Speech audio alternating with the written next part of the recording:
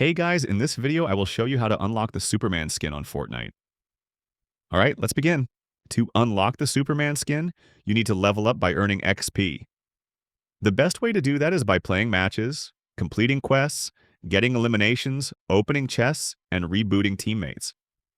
The more XP you collect, the faster you unlock each item in the Superman set. Previously, unlocking Superman required specific quests, but now it's all about gaining XP. Just keep playing and leveling up, and the rewards will unlock in order.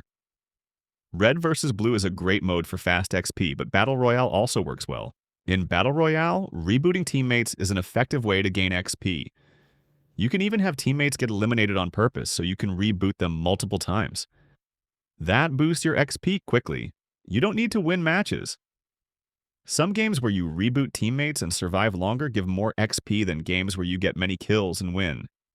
Just focus on playing smart, helping teammates, and completing tasks. So that's basically how you can unlock the Superman skin on Fortnite. And that's it for this video. If you find this helpful, consider subscribing and giving this a big thumbs up. Thanks.